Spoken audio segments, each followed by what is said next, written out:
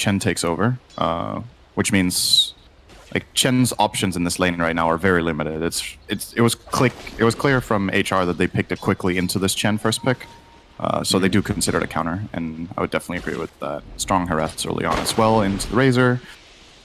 But considering it's Razor versus a melee hero, they have the same net worth right now, right? You're pretty happy with that as the Razor or as the Void Spirit. Like this is a good start. He's one of the biggest buffs to Clink's, or biggest quality of life things. He's going to go on a 1v1 battle versus Seneko, but Funnick is here with the Aether Remnant, and that is going to be first blood, and that is permanent damage going the way of Roger. Yep. But being able to death pack any level creeps now is pretty huge, and obviously a counter against the Chen. And then the one lane we haven't brought up, Cinderman, is the bottom. We have Pushka on Disruptor, Nyx on the Timbersaw versus the Era Wyvern and Saberlight Bounty Hunter. Yep. I mean, this is the kind of lane where doing just fine. Bounty's gonna steal some coin, but they can never threaten Timber. This lane can't kill Timbersaw. It's just as soon as Timber's level 4 here, you even see how comfortable he feels. He didn't even max reactive armor. He went 1-on-1. He wants to play aggressive. Right. Because he knows their damage it's negligible in this lane. They're just going to keep stealing, but every time he steals, they will harass back. And if Saberlight needs to buy a healing salve every time he gets a Genada off, he's not really stealing money from anyone but himself. So that's right. Ends up breaking even. Roger, top lane's going to be close. Ooh, attack animation not quite fast enough for Charlie, yeah. A lot of regen being expended, though, on the side of HellRaisers in that top lane, at least. But yeah, Nyx, when he gets to level 4, you assume he goes reactive armor now, right? Continuing to, yeah. He's probably going to go 1-1-3, not for the purpose of defense, but actually for the purpose of offense, so he can start diving the tower. I think that's why he will skill this. He doesn't really worry about gameplay though. Right. Good damage on Miposhka though. Yeah. There's a salve. Era doing a very good job of forcing everybody out of the lane for the most part. Oh, he's actually going to continue with that Arctic Burn. Saberlight has a level 1 toss, and he's not even going to need it. Genada, level 2. More than enough damage. But I feel like at this point, Nyx can just solo, right? Does that mean you should be putting the Disruptor somewhere else at this point, or is it too early? It's a bit awkward for Disruptor to move when he's level 3 like this. Like, you can maybe make a gank mid onto the Meepo with the field to set up SF's raises. Or you could go to Funnick and play with him. I would actually kind of like that if the Disruptor went top. I don't think that's a bad idea. Especially considering Roger's already moving. You're just gonna consider this top lane 1. Yeah, it looks like that is what they think right now. Funnick is going to be the solo for now. Meepo, like we talked about, in the jungle, Supreme, behind in levels right now to the SF, ahead in CS, but I'm guessing that's just mostly neutral groups at this point. Bottom lane, Saberlight, not dusted, but the Thunderstrike getting him quite low. Does have a double ring of regen right now, going towards that urn into the eventual Spirit Vessel versus, of course, the Timbersaw himself. Which I would assume, I mean, it feels like every game you're facing a Timbersaw, you're going to have to get that item, which means that he just has to get a Lotus Orb. Ends up kind of canceling each other out to a degree. Yeah. You don't mind buying a Lotus here, though. It doesn't feel bad for Timber to be forced into that item. Oh, is that? Oh, Bounty just dead? 5 Ooh. HP. Jesus. The Lotus has additional value, though. It's good to have in the team against Razor, so you can reflect. It's good to have against the Wyvern first spell. Just getting rid of that, it's a lot of damage you can take out. You can reflect Curse. You can take off Earthbind. Like, there's plenty of utility here, so he won't really feel bad about having to buy that. Nice sidestep from Saberlight. He will get dusted, though. He's dead. Yep, he will finally die. It did take a while for him to die after being extremely annoying. Roger is actually scouting things out, seeing that Seneko is now on the run. I believe did he just eat a creep? Yes, I don't know if that was Chen's creep or not, but he will be full to the brim. Very satisfied in his choice of creep, whatever in God's name it was. But we are approaching we're about 3 minutes away from the 10-minute mark where the outpost will start making I mean, that's the biggest difference in terms of the outpost timing, the 10-minute one. Just for the levels, especially for like these level 4, level 5 supports getting that elusive level 6 Era. Looks like he's going to take heavy damage, gets the Arctic Burn off, but that is more than enough coming away from HellRaisers. So down he goes, but Kaysani put into an awkward position now. That Supreme is just going to pound him into the ground. So a very easy kill for the Meepo. Ends up being a 1-for-1. He's doing better than I thought he would on Meepo. He's doing really well. I know Supreme is really good on this hero and it's one of NIP's most successful picks when he plays it. I think they have a very, very high win rate. Maybe like 1 loss and 10 wins or something like that. So he's very capable, but yeah, even then he's still doing better than I expected. Well, they're HellRaisers hearing exactly what you're saying, Cinder, and they're attempting to gank him, but not able to actually bring him lower than half HP. Extremely optimistic. I don't know. That was never going to work. I mean, Funnick is level 6, but he just doesn't really deal that much. But they pressure. At this point. It's good. Like, sometimes we focus a bit too much on the kills. Just forcing him to not farm, getting him out of his safety in the jungle was nice.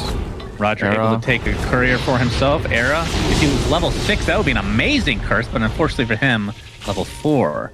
But HellRaisers was able to clean him up and will likely take this tier 1 tower. Unless you want to continue the fight here, Roger gets dusted, will eat a creep, and die shortly after. And now Funnick is going to run into Charlie. Charlie doesn't even bother with the static storm, or the static blink, I should say. And it looks like Meepo almost was going for a kill, but the TP out to safety.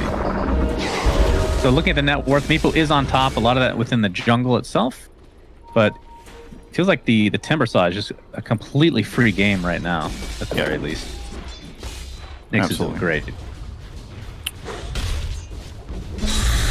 And I think that the challenge that you run into as NIP right now is you have this Chen who wants to push towers, but Timber will kind of be a wall on his own you need to get through, but he's also going to be pushing your side lane all the time, so somebody has to go on defense. And every time somebody goes on defense, the pushes become harder to execute. You have the Chen summon, so there is a play, but it's more challenging, there's more things to keep track of, there's more things to execute correctly. And yeah, as for now, like you said, it's just a free Timber game, right? It's almost unkillable for the Dire lineup. It's really difficult. So that's definitely an issue as far as tower pushing goes. Saberlight will steal some gold, but he'll take heavy damage in return. It looks like HellRaisers in the top river are looking to potentially gank somebody here in the mid. Not sure if they'll find anything, as Charlie is actually waiting on the high ground here. SF, Kaysani, gonna get static linked into the plasma field. Era has the Splinter's Blast, but no creep to use it on. Kaysani is forced to use his ult just for the fear and the fear alone as the 10-minute mark comes through. And it looks like they are split. No big surprise there. But the level discrepancy here is going to be the big thing to talk about as Nyx actually runs into a couple members of NIP, but nothing will come of it. Who was it? It was the Clinks. Was just hit level 4. So getting close to level 5 now thanks to that outpost, but not sure who gets the book in this. Almost 6, he took the book, yeah. So Disruptor will have to sit in a lane a little bit. I think you can give him mid for 2 waves while Shadowfiend farms some jungle camps. That would be an easy way to do it. As Roger now got his 6 choose who gets the book in that scenario? Because, I mean, correct me where I'm wrong, I feel like Pushka's ult is just more powerful at this stage of the game. So why not go for the Disruptor instead of Flint? It's honestly kind of debatable which ult is better, because the Burning Army is way more easy to use against the Dire lineup, right? Nyx, going deep here. back. Supreme getting glimpsed back, getting very low, but the mech keeps him safe for now. But there's a big curse onto Funnick. The entire job is to keep Supreme alive, which is what they're doing in phase right now. Seneko used his ult already to heal him up to full, as Nyx in the wrong side of the jungle now gets a Timber Chain. Looks like he's going to be fine for now, though. And somehow, some way, 0 kills in this engagement. As I say that, of course, Funnick does drop. Mr. Pocket Money shows up. Only 1 kill, though. That was, like, I think that was every hero in the game, I want to say. That was a very nice defensive play from NIP. It cost them a lot, though. They used Mech, Hand of God, Curse, but they do keep their Meepo alive and get a core kill, so... and it was a track kill, so you're definitely happy with that. It's a defense you have to make. You can't just let your Meepo die in this game. He's so tanky. Like, Meepo has such a deceptively high stat line right now. It's kind of crazy. Not only that, but, I mean, the panel kind of brought it up as well, but there's a lot of sustain on it. I mean, you have the Cold Embrace. This Clinks is going to die here in the bot lane. And, of course, Chen, who does have the mechanism in tow. Oh. Lots of potential to keep him alive. I mean, burst damage is the name of the game, and Timbersaw is one of the best at it, but along with the SF, if you can get a good ult. Actually, that brings up another question. The SF, what kind of a build are you looking for? Do you need any kind of initiation when you have like a Timbersaw on the team? So a Yules? He's buying the Yules, and I think it's good because he's playing at instant glimpse. He's playing against one stun, right? It's the Winter's Curse. If he has a Yules BKB, he has a guaranteed Requiem except against Curse. So if anyone can account for that Wyvern during the game, they will get a Requiem up. And that spell is obviously insanely good against Meepo. Tons of AoE damage in general against the Chen army, together with the race combos and everything. It's really solid here. Looks like he's going for a BKB next. Do you agree with that? Yep. It was that or a So dagger, Yules right? BKB. Yeah, I think it's solid. Okay. There's a lot of magic damage. Of course, Winter's Curse will still go through all of that, but there remains to be seen if that comes into play or not. The concern I have a bit for HellRaisers is physical damage. Like if you have a safe lane Timber and your SF goes for a magic buildup, you're playing to a timing right now where you're really strong. They're going to go for the fight here with the smoke. Let's see if they Charlie on the Razor has treads right now, finishing the drums very soon. Gets glimpsed into the Static Storm kinetic field combo and into the waiting arms of Kesani. So an easy one for HellRaiser. Seneko almost gets out actually, but a double kill here for Funnick as the chase will continue. Era still has Curse. See if they want to try and force this out, or if he even uses it. Might just take the death. And the Aether Remnant will clean him up nicely, so great fight for HellRaisers as they're going to take this tier 1 tower as well. I love the way they executed that. They're like, we have Yules, we have all our spells, we're going to make a smoke play. If we find any core with our Clink scouting in front, we'll glimpse them back and we're going to Requiem and kill. And then they can just ball off that. It's still the issue for NIP right now, the way I see it, is that their team fight, when everything just comes together for HR and they get to initiate, your counterplay potential is very much reliant on the enemy team being in a weak position. Supreme comes in with haste. Supreme. He has, he wants to go in. There's 4 members. Obviously, his team is not too far behind. He's going to poof back in, but I'm not sure if they actually are going to go for this. Remember, Curse is up, but Era is not even remotely close to the fight at the moment. Has to walk there the old-fashioned way. The Glimpse. They're going to find Saberlight, so this could be a free kill for HellRaisers and Ninjas in Pajamas. Really awkward fight that we're seeing right now. Is Charlie brought to half HP? Looks like HellRaisers are very confident to go forward here. 15-minute mark, so the bounty runes are available, and now Nip is on the run again, and they're going to find Era for a second time, and they're still not going to have Winter's Curse as a result. Static link upon Nyx, but I believe Nip is going to have to most likely back here. The Static Storm is up again. This is how long this fight feels like it's been going. There's the heal from the Chen, but Charlie's going to go down very quickly. They do find the Clinks, but it's a 2-for-1 in favor of HellRaisers still. And Nip not able to catch anyone now. And even if they catch the Nyx, I'm not sure. But by Nyx, of course, I mean the Timbersaw. Was it yesterday he was, or the other day that Nyx was playing Nyx, or was Nyx in the game? There was a Nyx in the game and Nyx in the other team. Yeah, it was pretty confusing. That was the worst. Yeah, so once again, HR with the aggressive maneuver, right? As soon as they get vision and they glimpse a hero back, NIP's just lack of counterplay becomes a problem. The primary counterplay they have is Curse, but if you noticed in that last fight, HR had really brilliant positioning. Like, no 2 heroes were close together. They kept a good distance to each other. They have angles covered with Void Spirit being able to jump in. They know if the fight is long enough, they get multiple glimpses. So just, just solid play. NIP are still looking in a good spot now, though, because now they got the first real timing of Meepo. They get the Ethereal Blade. He just increases damage by a lot. He increases survivability. So if they can somehow ball down another tower than this bottom tower that they now finally get minute 16, they get their first tower with their Chen strategy. That would be good news, but the big story of the game right now is happening on the other side of the map, and they seem to have no idea that this is going on right now. Yeah, Roshan is the target here for HellRaisers. They do have a little bit of minus armor, of course, coming out from both the Clinks and the Shadow Fiend. It looks like it is a freebie, like you said. Although, no, wait, Nip, they're on the way, because this isn't the fastest Roshan. Yeah, HellRaisers are going to have to back here. Longer than they thought. And they're quite damaged, so I don't even know if they can fight if they want to. This might be a free Rosh for Nip now. The Seneko and company have come to the pit. And HellRaisers are just going to have to back out. That feels really bad. Maybe they can try and steal at the end of the day. Funnick jumps in, but nope, the Aegis is on Supreme. That means Nip are likely going to win this fight as they're going to clean up both the Clinks and the Disruptor. Now the E-Blade being used to full effect on the Funnick. Well, the Dissimilate kept him out of harm's way for a bit, and actually the Earthbinds aren't missing. One finally roots him in place, and that should do it. So 3 kills and the Roche out of nowhere, and probably this tier 1 tower as well. That was actually the worst possible thing that could happen for HellRaisers. They went to an objective, they couldn't kill it fast enough. Then all of the teamfight and all of the catch of NIP lacking doesn't matter, because now they can just run in there, be like, this is where we're strong. Oh, your Clinks has 10% HP? Perfect, 5-on-4. And we're just going to run into the pit with Meepo and you guys can't fight us. So they kind of just did NIP's job for them. This is where NIP's lineup is supposed to go to get an advantage and get ahead in the game. And HR, usually under those circumstances, will try to initiate and take a team fight out of it. But they put themselves at so low HP that they couldn't do it, and they had no positioning advantage anymore. So NIP will say thank you very much. Great read from them to go in there at the time they did and make the decision to just kill it. You know? They weren't scared at all.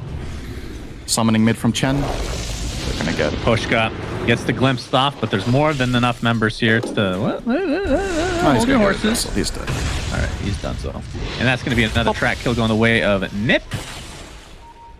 What are your thoughts on... So, we talked about the BKB on Kaysani, but he actually switched up and went Boots of Travel first, and now is going Blink into BKB. So it's pretty much exactly what you kind of brought up in terms of the physical damage not exactly being that high right now. Basically all magic for the most part. I mean, you got Void Spirit's magic, Shadow Fiend in this game is magic, where he could have gone physical in theory, and then Timbersaw is a mix of magical and pure. Seems like all their eggs are in one basket here. There's not enough variety in terms of the damage types. Yeah, that's my big concern here. I mean, outside of the fact that they kind of just gave a Roche away, I think that's the bigger problem. Like you can still solve this damage discrepancy later. Shadow Fiend can take the damage talent on level 20 and do some sort of hybrid build where he goes to Yules to be strong now, and then he can go BKB Daedalus later, for example. It's not perfect, but it can get the job done. Maybe Clinks can scale if he has a good time as well. Like he can get at least some meaningful physical damage out. But yeah, for now. It is also possible that when the enemy primary core is a Meepo that you don't need that much physical damage because he's never going to be able to have BKB on all of his Meepos, right? So you will have a target, at least. Oh, they found Bounty Hunter. He's dead. Raises. The bounties are up as well as Bounty Hunter dies. Oh, he's not dead. No, he runs away. There's the Winter's Curse onto 2. Looks like Kaysani will find his way to the grave very shortly, and indeed he does. The Death Requiem goes off, and Pushka denies the bounty rune that he could not quite catch up to, and then dies. That was right a really high impact Hand of God. Oh my.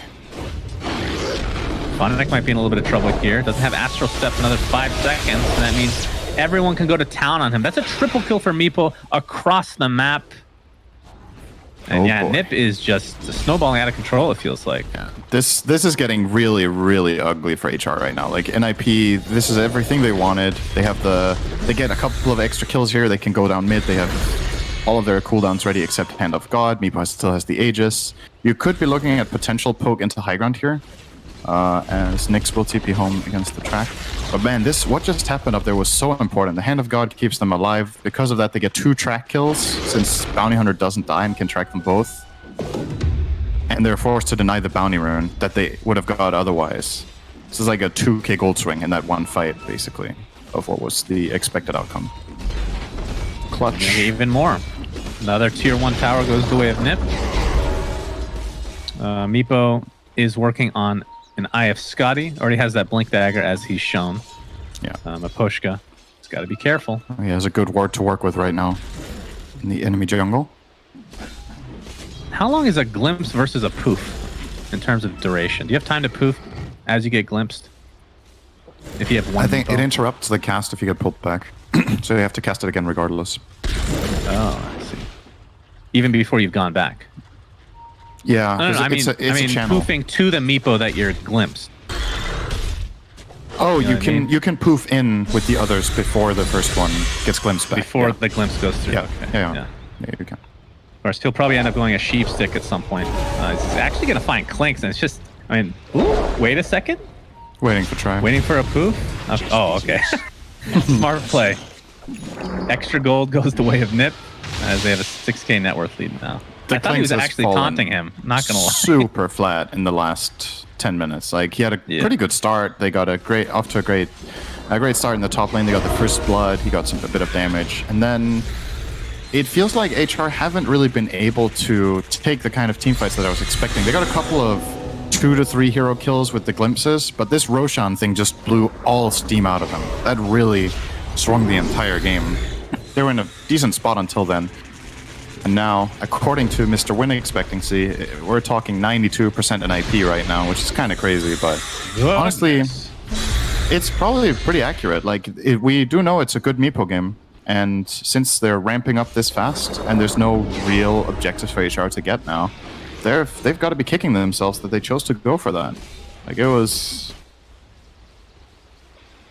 the biggest moment of the game for me, for sure. I think yeah, obviously they do regret going for the Roche. I like the idea of it a lot. It's just they didn't have the damage. Yeah, and that's what sometimes happens when... I would imagine this is not necessarily HR's 100% comfort zone draft, right? Safe lane Timbersaw on Nyx and then a mid lane Shadow Fiend going magic build. They probably don't have a very clear feeling of how long this Roshan takes. If they knew how long it would take, I think it's naive to go for it. So they were probably expecting it to go faster than it did. And then when you're committed and it's down to like half HP, you're like, okay, well, we're in, boys, you know? So then they keep going, get it down to a quarter, and then they get cold feet because the entire enemy team goes missing. So, yeah. I think, did they have both the medallion and level 1 or 2 death pact when they did it? So they had like minus 7 or 8 armor. They had medallion or not. I'd have to go back and see. But obviously, I mean, I don't know what level SF was, but I assume he had at least a couple in presence at that time. Yeah, they had presence too. Probably level 2. Yeah, I mean, they had a decent amount of minus armor, but Roche is they just have a good Roche killing nowadays. lineup. But they just didn't have the damage. I mean, I'm not the best in the world, but they have enough minus armor to be able to take it with enough farm. Oh, that feels so bad if he doesn't kill this courier now. Okay, he got it. He's probably going to die for it, though. That is the BKB. Yeah, that was I believe big that is for the Razor. Yeah, Clink will go bye-bye. Was that for the Razor, I assume? Yeah. Yeah. That's Charlie's BKB. So he'll have that in 2.5 minutes, but he doesn't really care because they can just continue to fight if they really want. I mean, they're kind of in the driver's seat in a lot of ways. They can take it slow if they really want. I mean, Meepo still has room to grow, but he's also the hero that can just literally jump in and annihilate anybody at this stage of the game. And we'll be going for that cheap six like we talked about. That's when he's at his scariest. There's a point where he kind of tapers off. We'll see if that ends up being. Like Bounty Hunter's going to get caught inside this kinetic field. They do see him. Decent amount of damage. Essence Ring is popped into the Dissimulate, into the Glimpse. All this work to try to kill a Bounty Hunter, and they can't even do that. 2 HP and Pipe and Essence Ring. How many of you don't He's tanky. He's actually going for Ags as well. Essence Ring is part of the 2K, but yeah. Pipe is the perfect item in this game for Bounty, I think. I'm very happy he didn't rush the Ags. I know Saberlight loves this item on Bounty Hunter, but I think going Pipe after Vessel is a good read on the game. Like, you want to make your Meepo the boss, and this is the best efficiency item he can buy for his Meepo. Just getting Pipe on all of them against Shadow Fiend is super All right, they dust Saberlight again, but now they're scared. They remember the last time they fought him, he got out after they used literally everything. They're going to do it again. He gets remnanted up.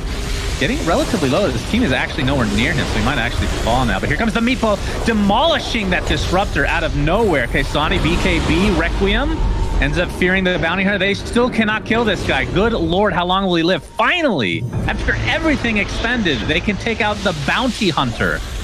A 1-for-1 with a buyback now on the Disruptors. Kaysani, I mean, it's a good thing he bought these items because he's super fast, and that's the one benefit. Roger getting static link from the backside here. Charlie's going to pop that drum. Roger, looks like he has enough distance there. No vision to speak of. And I think that will end the fight. As I say that, of course, Era dies. But still, so much was expended, it feels like. Yeah. Like that, was that the 10-second BKB? Yeah, that was the 10-second BKB in Kaysani. The big thing that we're seeing in this fight, though, is that Supreme doesn't feel fully confident that he can do whatever he wants. And that's the difference from Meepo between having an Aegis and not. If he has an Aegis, they win this fight because he will hard commit into anybody he wants to shut down and just all over the fight, but he still has to show a little bit of respect. He's a bit worried that if he commits too hard on, say, the Shadow Fiend, gets Requiem plus some sort of Timbersaw follow-up or a Void Spirit catch, that they can get the damage out. He knows his life is extremely valuable. I think maybe he could have still done it, but it's understandable that he doesn't want to go fully hard. You know, Roche is up. I caught the tail end of this, but I think they looked in Roche, and then he spawned the millisecond they left the pit. I'm gonna have to check again here. But obviously, Meepo they'll see it now with the wolf super fast. Yeah. They might want to take a fight, maybe pick somebody off beforehand. But HR, they have the high ground here. Clinks might be the bait. Indeed, he might be. The Clinks dies immediately, but there's a Winter's Curse defense. Charlie with the BKB static link applied to the Shadow Fiend. The BKBs have already been popped galore, and he's going to find his way to the grave. It's a 2-for-0, and Charlie's going to continue to chase onto the Nyx. Looks like that is a third kill for Nip, as they can easily go for the Roshan now. Even a free DD, if they want to pick that up. And the Pushka is just going to deny it, though. And that is a dead Roche. Timbersaw has no buyback, and if Shadow Fiend buys back, he has half his souls. It's a really bad buyback hero. But they don't even want to go for the Roche. They're just going to shove down mid, see if they can get a lane of Rex first. Yeah, I mean, that's a good point about Shadow Fiend. One of the worst buyback heroes in the entire game. Even if you have his ult, it's going to be... It's a really weak ult. Way less. Yeah. Way less impactful. So they're just going to give up the Rax. They could go for bottom. Actually, go for Megas if they really want. All the outer towers are down. So mid-Rax is completely down. Fortifications popped. This might indicate to them that HellRaisers want to defend this one. You would hope so, at least. As the Zoo from Chen will commence. And my god, Clinks is instantly deleted. And now the tier 3 tower will fall. Can they defend this top Rax? Well, they're going to attempt to. There's the jump in onto Supreme. One of the Meepos is relatively low, but the Void Spirit is taking heavy damage. Astral Step out into the Winter's Curse, and he will fall to the Winter's Blast shortly thereafter. Supreme jumps in again. He is getting relatively low, but 2 already dead for HellRaisers as they are confined to the fountain. And I do believe this is going to be not only a second lane of Rax, but most likely the GG if they continue. Knowing that 2 heroes are dead, I believe the Disruptor bought back recently, so they know that one's down. Yeah, they're just going to continue this push. This went didn't even really get a chance to buy a sheep stick. Yeah. I think this was a very interesting game to watch. I'm going to talk about it in past tense because this will be Mega Creeps most likely. The game has ended. HellRaisers just doesn't know yet. It's pretty clear that you could see what both lineups were going for, and you could see the strengths of what HellRaisers were able to do early to mid-game. You could see what NIP were waiting for and everything. And once again, it's going to keep coming back to that Roche decision where the game was even, and that if there's a fight there, whoever wins that fight gets in a really good spot in the game, but NIP ends up getting it without even having to fight for it, which, you know, is all... it was HellRaiser's choice. It was definitely not the right idea. You saw what they were trying to go for when they got their Yules. They were definitely able to fight against the 0 BKBs on NIP, get a lot of quick kills. But then NIP's lineup just really ramped up when they got their items. Pipe, Chen Mech, Hand of God, and the Aegis really just sealed the deal. And HR ran out of damage to take the fight to that point. Yeah, I mean, despite Funnick going 8 and 4, nobody else really contributing that much in terms of kills at the very least on the side of HellRaisers. But this is only game 1 of the best of 3 Cinderin. EU versus CIS. Will EU continue to prevail? We'll see what the panel has to say about this game. Thank you very much, guys. We will certainly find out what the panel has to say about this one, because you were both correct off the back of it, but HR certainly didn't look so comfortable at times, and that fight where we saw Nip walk away with 3 kills, push him away, take the Roche after, kind of solidified the whole victory there for Nip in the end, and they've continued to play a very strong game, our guys here from EU. I think HR, they might have prepared for NIP, but maybe for the next 2 games, because here they give them their 2 biggest strengths and they don't pick... Look, they picked a Timbersaw, they put it on position 1, and this could work 3 years ago, pretty much. Right now, that hero does nothing to a Meepo overall in the grand scheme of things, because if you play it right, you will win this game for NIP. If Supreme just plays it right, if he just doesn't make any mistakes, he doesn't need anything crazy, doesn't need any exceptional plays. If he plays it right, go Z-Blade Skadi, this game is done especially if they go for Yules. Now I can see why Synderen was behind that build on SF. He's going to buy Yules, then they won't be able to really deal with him with the tracks. He's going to be able to dispel some spells. He will be able to set up his ulti. Yes, once or twice, but you won't scale. That's the problem. Like, even if you go for that Yules in this game, you'll be strong early on, but eventually you just lose. And they have two heroes that bring utility to Meepo. Bounty Hunter that just goes Vessel into Pipe, and Chen that goes exactly what we called mech into Vlad's. And you're just not killing him. And like, I also saw his point, especially when HellRaisers took tier 1 mid, took tier 1 top, and were winning the fights on bot. But it's like, listen, you need to continue playing perfectly with HR, and then you get into this position, you make one mistake, which was the Roach, and you lose the game. And you never want to be in that kind of position. These are pro players, but they make a lot of mistakes. Sometimes they are very apparent, sometimes we can't really see what exactly they are. No one executes perfectly, and this is what happens. They were executing really close to perfect, and then they make a wrong call and they just lose the game. And this could have happened at any point of the game, and that's the biggest problem. They could have won it, but it needs to be we are winning, and even then, when you go high ground, you can lose the game, right? So I think it was really hard for them to play. They showed us that they could, but one mistake and you lose the game. It's not really something you want to have. I was surprised by Supreme, though, how well he did on the mid lane. I have to... I was worried a little bit for that matchup for Meepo, especially now with the nerfs. You get that ulti on level 4, which I think he didn't even scale. Yeah, he took it on fire. I think he took web or something just to stay alive. He ensnared SF and ran away. I think he was forced into not skilling his second Meepo on level 4, and usually that's detrimental. If you do that, you just don't scale at all, you don't find your farm. But he was very good when it comes to efficiently farming, when it comes to constantly stacking camps. Even when they gank him, he runs away and at the same time he's stacking, like, you can't kill me. And he had the right idea because they really couldn't kill him early on. That 11-minute mark on the tier 1, when he was a little bit greedy, he goes to double poof the creep wave. He double poofs it, but he gets glimpsed back. That moment was very crucial, I think, as well, for the game to go the way it went. I still think even if he dies there, he has an upper hand, but the moment he survives there, and they used everything they had, he gets his level 11 there, gets 3 Meepos, and just farms away. You guys said, right, you looked at it and you thought this would be very well-rounded from Nip. This was even before the Meepo pick came in. Meepo comes in, completes it nicely for him, but why would HR maybe not decide to ban that at the time? They just think that wasn't going to be an option from Nip?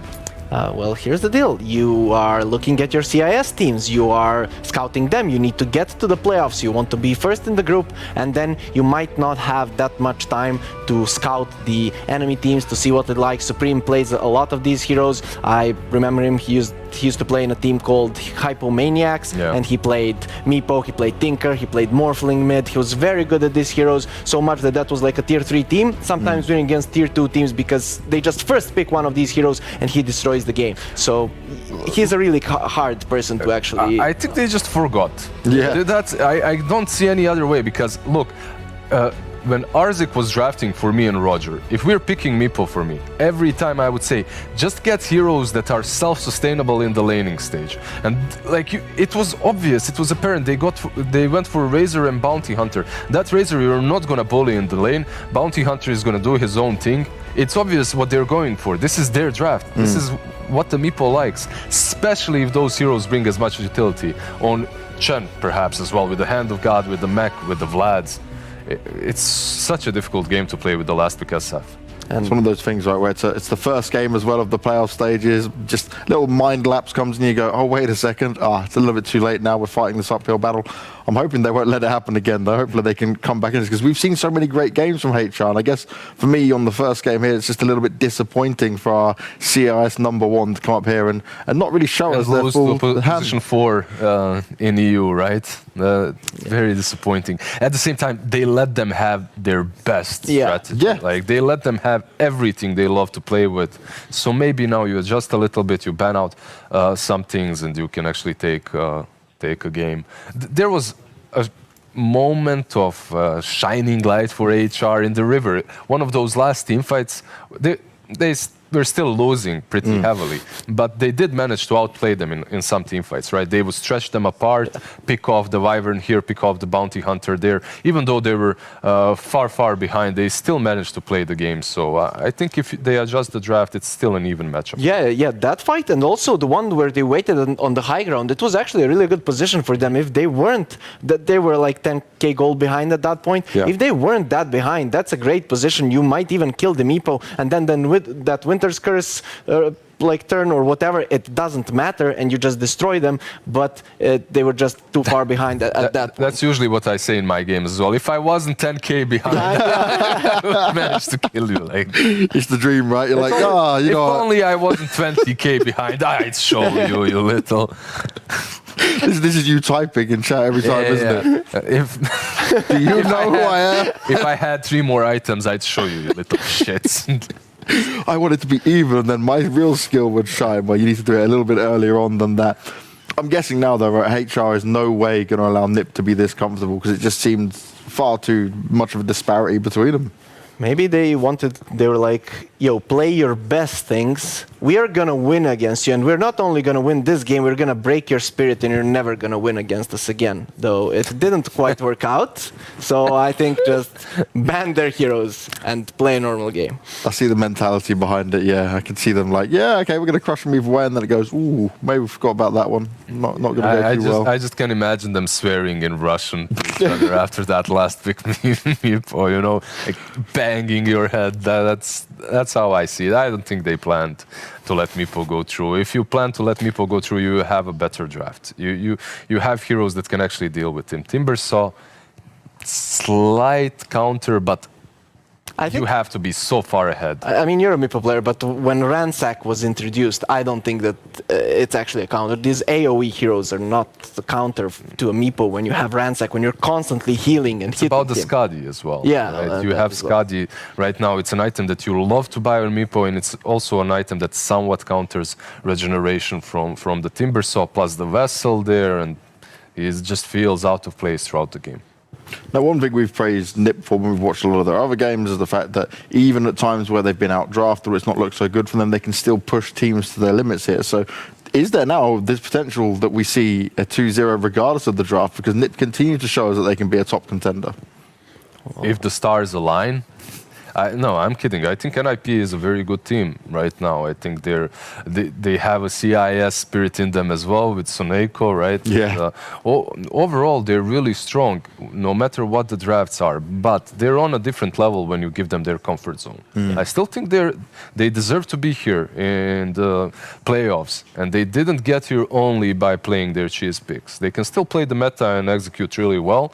Are they as strong as HR that finished first in the CIS? I'm not sure, but here we are to learn which side is actually stronger, like who actually understands the meta, like Synderen said, and to see what side has actually higher skill cap. Yeah, not all of the teams can play any strategy to top level, right? That's why you have top tier teams. That's Secret, that's Nigma, who's not been doing really well, that's OG.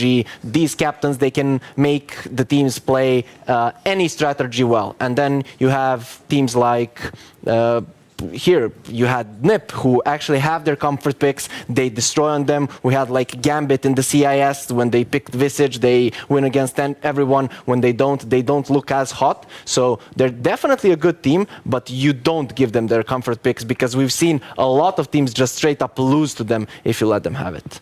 Now, in terms of where we see it, right, you guys spoke about the difference between EU and CIS, and obviously we're looking at the Virtus Pro, the main Virtus Pro that is, being like your key number ones in it.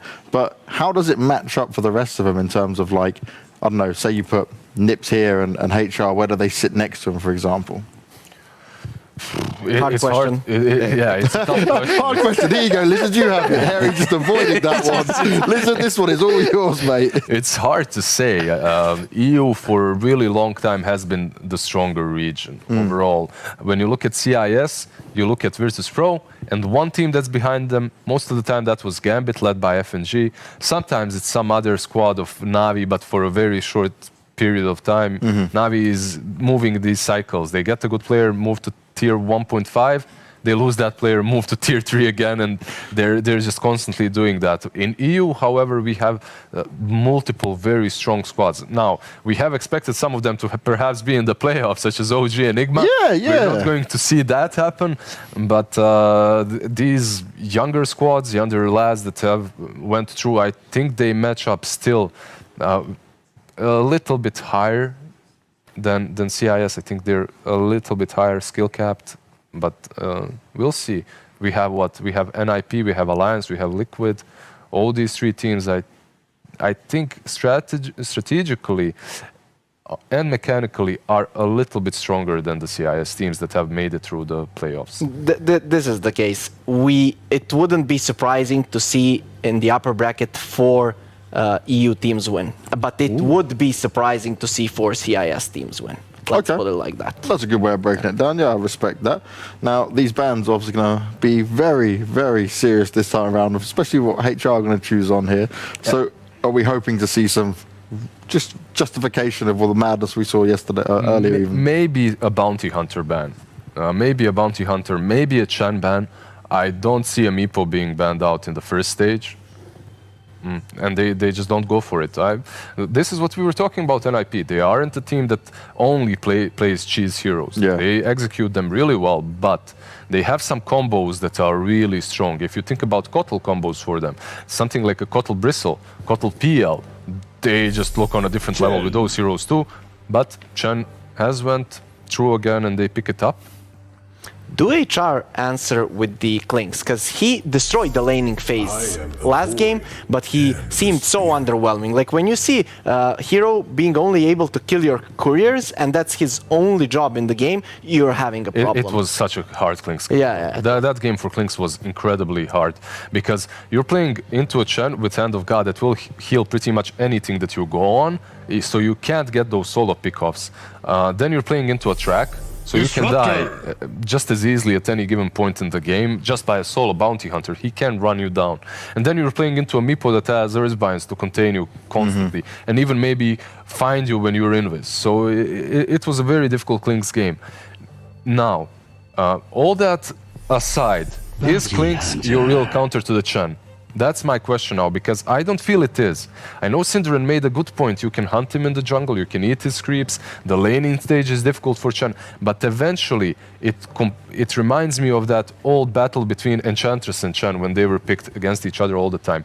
Yeah, Enchantress will win the laning stage. Yeah, you will be able to steal a couple of his creeps, but eventually he will just overwhelm you with all the utility that he brings to the table. Yeah, you can't eat all of his creeps, and he's gonna have 3 and 4 later on. And of course the heals we saw were doing so much, whereas the Clinks, who actually won the laning stage, they even killed the Chen. The Razor didn't have enough farm, and he did so much for his team just by keeping them alive. And here again they go for a bounty hunter. Now again we have a disruptor, again a hero that just dies to the bounty hunter every fight.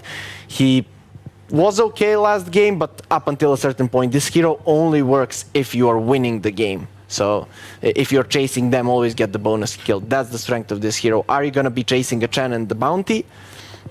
Not necessarily. Usually not. And you weren't happy when it got picked last time around. So again, still, HR going for this. They've got to obviously try and make it work now in their favor. Would you expect them to work with it? I'm just wondering if they'll get their Timber Saw again. Just do the same draft and ban Meepo. Like test your true strength. But I'm surprised they didn't ban out the bounty earlier. I think that hero was extremely important in NIP's draft.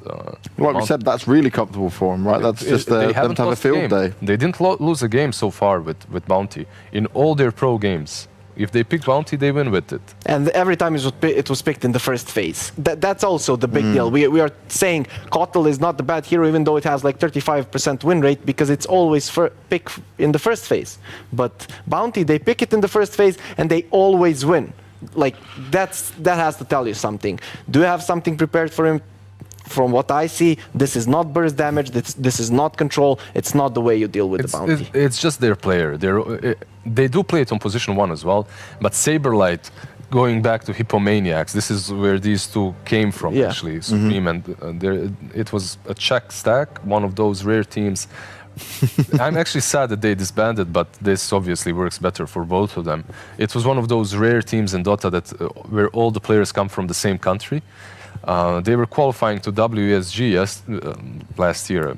I was going to say yesterday, last year, and they would always give him these heroes that are able to run in, be super aggressive from the offlane. If you remember the Axe with phase boots, he innovated that. He's one of the first players that started doing this. You creepskick with Axe for a little bit, then you buy Bracer, phase boots, and you gank mid. And he would do it every single fight, every single game. And Bounty Hunter fits his play style because he wants to be aggressive. So what we're saying, right, about the whole Bounty Hunter thing, there's not seen a loss yet with Nip on our pro games for it. Is this HR saying we're going to find a way to make sure it happens? We're going to beat you down and take that away from you? Because otherwise, I really can't see the madness as to why they're not banning it out. That's what I told you. Maybe they want to break their spirits, but it's not working. And now we have a Jug who is a perfect hero for this game. Jugger doesn't die in this game. He literally never dies. Bounty Hunter, if he gets a pipe, he also never dies. And you have a Chen behind you. How do you kill these heroes? It's a big problem for HellRaisers. This time around, they have the last pick again, though. And hopefully they get some burst damage, something that can kill a hero fast, so that then you can play from there. They have solid chase. I just want to say they didn't ban it. Oh my They god. didn't ban it. I don't want to say... okay, I see. They didn't ban it, they prepared for it. All right. I can see this working. Okay, you said they prepared for that. We're also seeing the Ember Phoenix, which you normally see picked at the beginning, right? So a later on pick here for HR. They've clearly thought things out on how this is going to go down. Yeah, they baited the Meepo pick out, and they countered it with an Elder Titan. This Elder Titan is not only good for the Meepo, I really liked it overall for the game. It's very strong with Phoenix. It's a hero that will be able to just crush the Meepo in the laning stage, hunt him afterwards, and it's going to be extremely difficult for him to play. But you end up again with a mid Elder Titan, and it looks like a free Jug game. Dude, but I've seen this Elder Titan kill everyone in one hit, against the Meepo. This is one of more interesting mechanics in Dota, right? So if you Elder Titan, you fire the Spirit, and the amount of units that you hit directly correlates the amount of damage that you're going to gain when the Spirit retreats. So Meepo has 5 or 4 Meepos, right? And when you hit every single one, you hit for like 1,000 damage. So this game is going to be fun no matter what. We're going to see some craziness. We're going to see some excitement then with it all. I'll go for Nip. I really like the Elder Titan. If this was a pub game, I'd say HellRaiser. This left lineup is going to destroy the right lineup. But I think that Nip know how to play against this, that they're going to dodge this Elder Titan in the beginning of the game and then fight in the right time where actually to pounce and kill him. Other than that, Jugger, it's just a perfect game. Yeah, let's just satisfy Cinderan and say this isn't a clear win for an IP. It's not 50, it's somewhere 55, 45%, because as you said, Elder Titan can really devastate a game for a Meepo, just destroy him, hunt him, win every single team fight, but you can play against that, and I have seen many teams be successful versus that. You get that one Aegis, fight off of that, plus you have Meepo and Juggernaut versus the Egg. I'll favor Nip once again, but I'm hoping for Game 3. I really am. All right, thank you very much, panel. It is time for us to go back to Sunsfan and Synderen. And did you hear that? Lizard is even trying to agree with you guys a little bit, but do you agree with him? I mean, why is this not a landslide victory for NIP, Lizard? Why isn't it?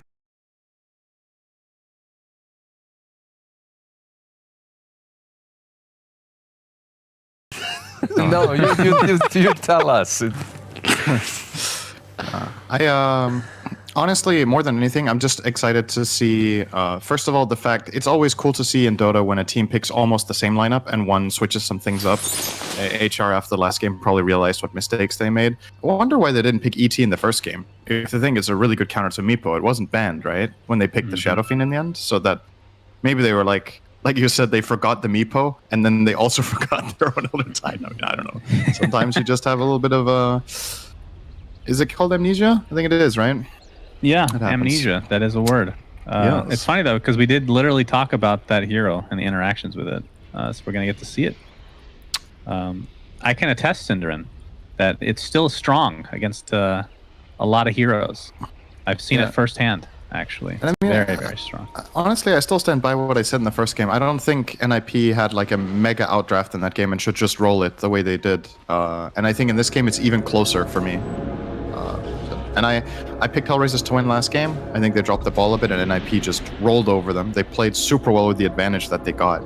So, like the panel pointed out, I think from let's say from an idealistic standpoint of how to play the game, I think HR's lineup in game 1 was just harder to execute correctly. So they need to play to a very high level the whole time. So ease of execution was not theirs. But if they play their best, I think they can win that game. This game for me, it's easier for them as well. But there's some good news for how we do HellRaisers regardless, Synderen. They have a really good Roche fighting team around the pit. Yeah. Problem is they can't take Roche. Right. Unless so it's this already time at they won't bait 25% HP. themselves to try. Exactly. Like, Well, this let's time they bait can ET so we don't even bother. They can bait Nip now, and they can take the Roche once it's low. That's the play. And you can scout with your Astral Spirit all day long. But we did, the panel kind of mentioned this as well, against the Egg. I mean, Phoenix in general, with the Sunray, pretty good against Meepo, but of course it works the other way around. Meepo destroys the Egg super fast. Jug can spin, hit the Egg. So it's going to be a hard Phoenix game, like when it gets to the mid to late stages, as far as positioning goes. Phoenix does have this ability to act like a magnet, though, right? If you're playing a lineup that feels like it should kill the Egg, it's pretty likely that it tries to do it, and that's where you set up your entire combo. Right? I think you need to be a little bit careful as Dire going for the Egg because of the insane counterplay potential Disruptor ET have onto your Meepo. Fortunately, you have the Jugger who can, in the beginning, can get it done on his own by just spinning and then hitting the Egg, since there's no BKB piercing stuns or Magic Immunity piercing stuns on the Radiant. But later, as Phoenix gets levels, it might be a little bit trickier for Charlie. But yeah, it's very true. Like you talked about the Roche, right? They can't kill Roche. How does Radiant take towers, and how do they end the game? I think that's a bit of a concern here. Last game they had SF that's pretty easy. Do it, right? You have Elder Titan gain 500 damage from the Astral Spirit, and then you have a finite amount of time to hit towers. As long as the enemy is standing within range of it, which is a very long range, Synderen, and as long as you keep them alive to keep supplying yourself with them, you can't kill them. Don't just kill the towers. That's the play. I could be a coach one day. Yes. My resume but is for very who? impressive. I don't know, anyone, as long as they pay. Lots of money. The standards are out of control here. Hey, what can I say? Charlie is going to be in the top lane on the Juggernaut with Seneco's Chen again. He's actually taking a lot of damage. He's going to take damage from the dive and the spirits, but he will live as a result of the ridiculous Hedris / Divine Favor combination. Phoenix's damage on level 2 is not very great. This lane gets a lot harder for NIP when Roger hits level 3, but he has quite a way to go. Funnick got some of the solo XP up here, so Roger is 2.5. And let's see what creeps Chen finds, because this time they don't have the Clinks to just remove his creeps, so the creeps will actually play a really big role in this lane. So Neko's small camp has been blocked twice, body blocking. He opened it with a sentry. Next to this.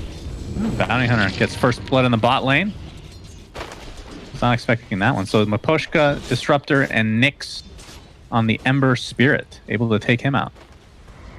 I gotta admit I didn't catch that one, so I'm not sure how they got the kill, but, like, just right now, this lane combo of Disruptor Ember, it's a lot of damage if you get caught in the kinetic field. You take the full Thunderstrike, level 2 Flame Guard, and if you're harassed a little bit in advance from some Thunderstrike, then it opens up for an opportunity. So nice first blood for them. It, like you said, it went to the Ember.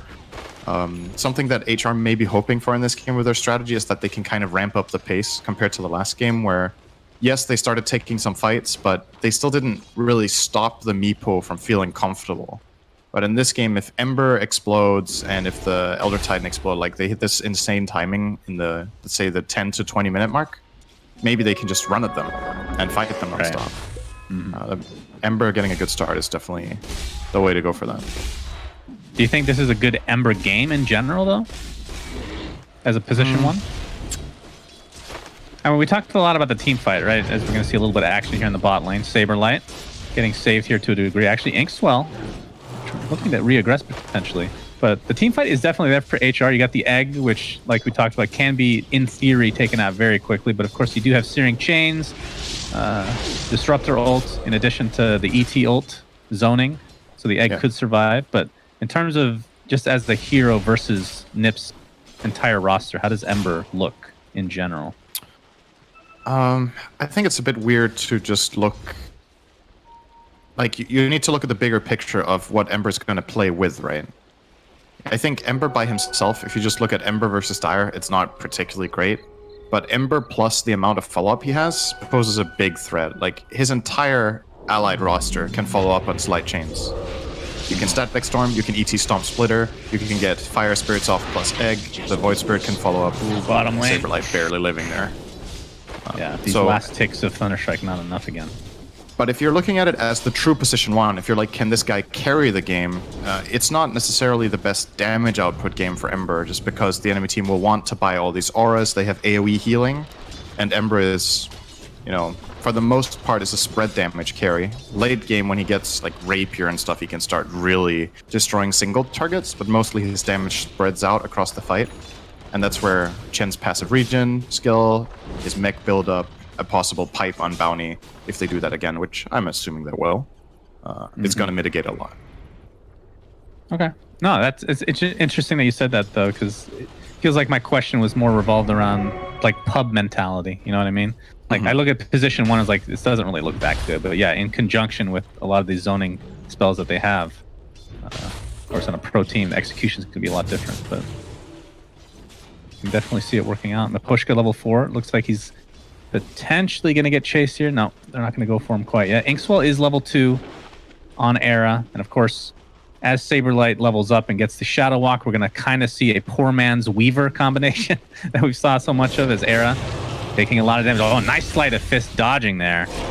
And they're going to be able to clean up the Grimstroke very easily. Saberlight looks to be next on the list potentially. Glimpse is available now. Level 1. Yeah, not quite in range though.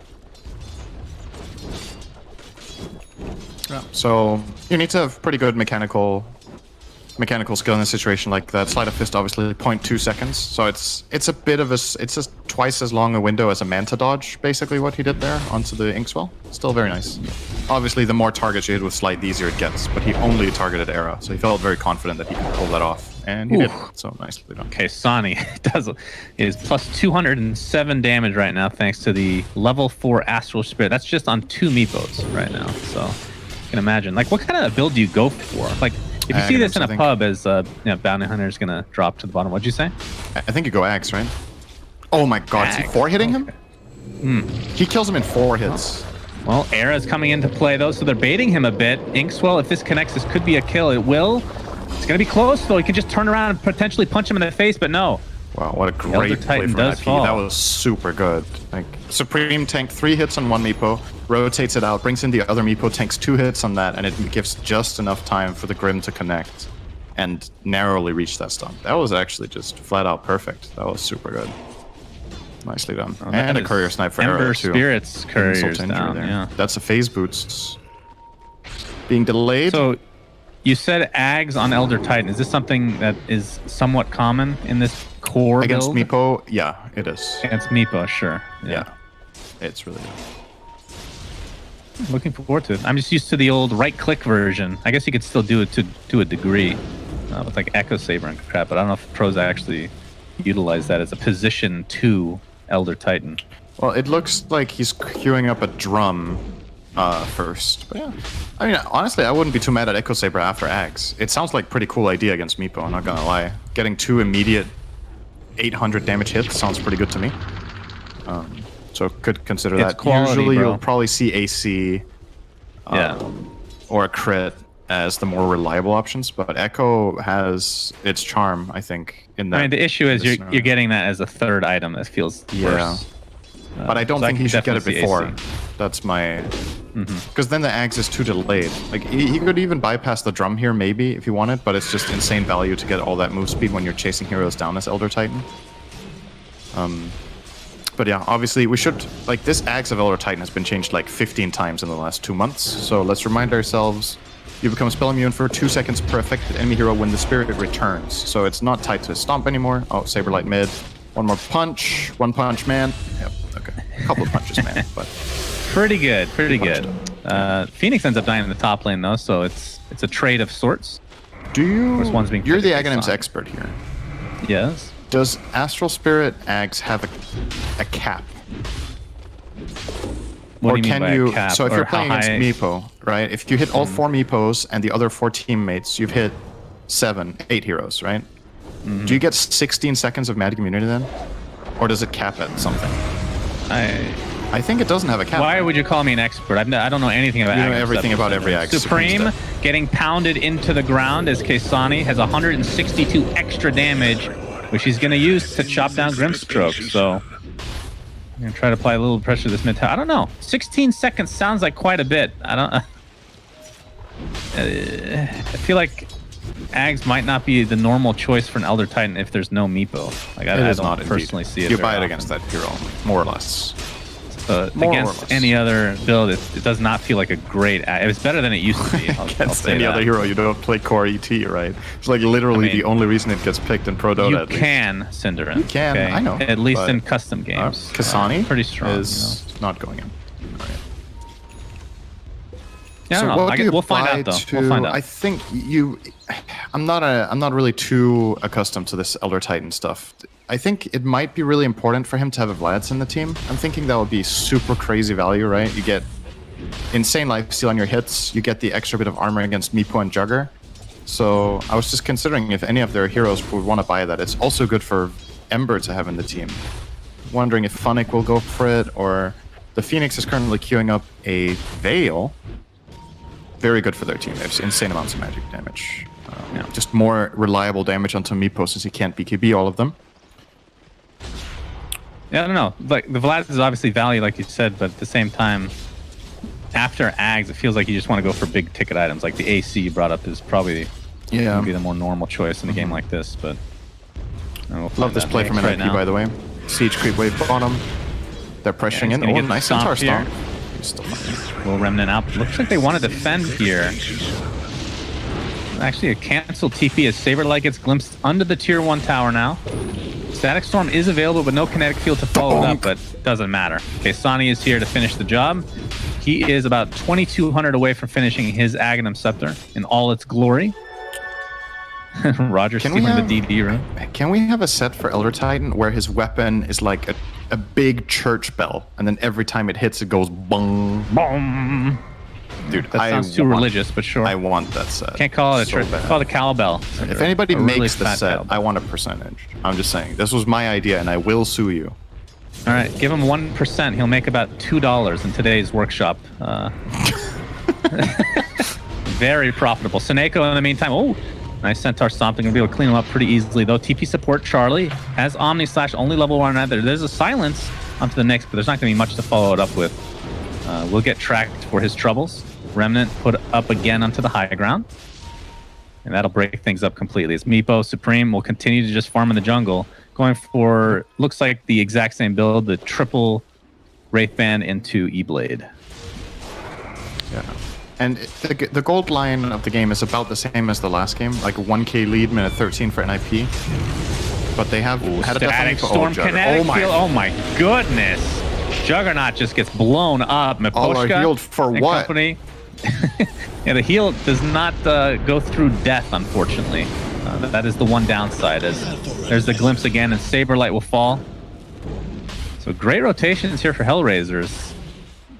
As I don't think the Juggernaut was like he wasn't the one laning against Elder Titan. Like if it was Meepo, he'd know, right? But now Juggernaut knows They're not after talking. dying. Wait, No, this they're- guy hits real hard.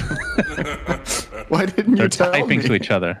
You ignored your teammates during the game. Let's be I think real. the bigger play there is getting that kinetic field static storm out of the tree line on Jug. Like it's very common for Jug to want to frontline in these situations because he can counterplay everything else than this exact thing. And HR obviously set it up very nicely there with Miposhka. So currently rocking a 007 scoreline. A little bit of James Bond reference. Very nice. Wow. Well done. Yeah, I hope he doesn't get any more kills, death throw assists the rest of the game. Let's see how they manage to do that. One can hope. I'm sure the bets 007. would be great on that one, honestly. They're the odds, I should say. Why don't we see more Elder Titan core when there's no Meepo? Like the old Bulba mid days, you know? Back when the hero was literally completely different on almost every level. But That's a really good stapler just answer to feels your like own question. Yes. Well, look at his weapon, okay? He has a stapler, or a briefcase, as some like to call it. He's a guy that just likes to go to business. He likes to go to town on people. Why would you put him as a support ever? This is a core hero, Synderin. He wants to beat people up.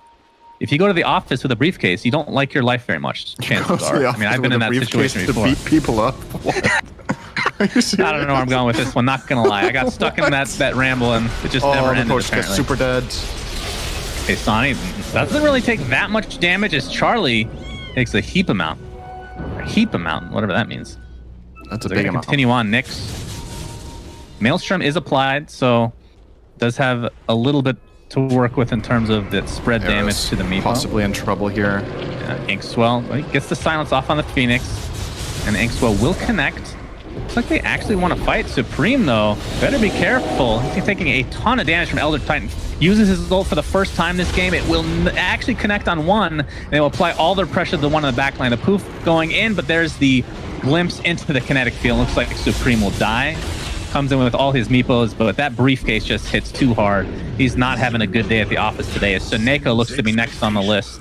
So 3 for nothing. They have no answer for Kaysani, and this is before his Aghanim Scepter. I can't get over this mental image of you going into work just to beat people up with a briefcase. I mean, I'm this is my picturing personal you getting in a experience. fight with a briefcase. It's so good. I don't know, man. It really doesn't fit your profile. That's why it's so funny. Back when I had a real job, Synderin, I was not happy. So I'm using personal experience to paint this So picture you're for saying you got fired for beating people up, and then you got into esports. I actually did get fired once, but it wasn't for beating people up. It was because I was so lazy at my job. Oh, I find that almost impossible to believe. No way. It was within the first week of employment. That's impressive. Like, usually they give you some leeway, but not these guys. They're hardcore. It was for the best, though. Oh, yeah. Now I get to talk to you every week. Goodness gracious. Playing CS. About a video game. Saberlight glimpsed into the kinetic field. He's all alone for now, and, well, they blow him up very fast. I mean, despite this, Nip is still pretty much even in terms of net worth. I'm guessing a lot of that has to do with just the Meepo being able to farm more efficiently than everybody on the map. It still does feel like a much harder game for them right now than the previous one, just because HR has so much more tempo and so many more plays to make on the map. Last game, they were way more reliant on the Shadow Fiend really getting the job done. Now, Ember can set them up, Void Spirit can set them up. Elder Titan even can give vision for glimpse. Like, there's plenty of good synergies in HR that allows them to play more aggressive, play faster on the map, and not be scared of fighting. You see Nyx going in here onto the Chen. I think HR didn't even access this area of the map last game, or barely, at least. Now they're just great dominating finds the there. map. Soneko, he's going to get stuck inside the kinetic field. There is a glimpse, but it's not really going to be to much effect as Soneko will fall, but the egg is destroyed. We talked about this combination, and this is a 1-for-1 trade. It's now Nyx and Kaysani on the high ground. We'll see if Meepo actually wants to fight the Soul Blind onto 2. There's a double Omni Slash. JK, it's only on 1. And the fight will continue here. Looks like Meepo very low. Supreme basically one right click away as the Ember Spirit's going to commit. It's going to be extremely close. There's the Aether Remnant. It connects, but no. Supreme shall live despite the Urn Charge being applied to him. Now Kaysani with the Aghanim Scepter. Didn't notice how long that BKB was lasting, Synderin, but he will hightail away, so it's Nip. He only hit Jargon. Supreme lives, and that is huge. Yeah, that was real close once again for an IP, but nicely done getting out of there. And obviously the E-Blade is a really big difference maker here for Supreme. Having that allows him to counterplay the Elder Titan, where whatever target he's going on, one of them will have Ice Armor from Chen, and then Meepo can either E-Blade aggressively or defensively. Mostly will be defensively because of the Astral Spirit Ags, obviously. But yeah, used it to great effect there, did Supreme. Stayed alive. Really nice fight. Yeah, I was actually thinking to bring that up as well. Funnick, do you think he will go for an Ags next? Because Nyx! Really good against Meepo. Oh, Nyx. Oh boy. Yeah, we got the combo potentially from Kaysani if they want to go for it, but his ult is down for 15. He's going to get E-bladed.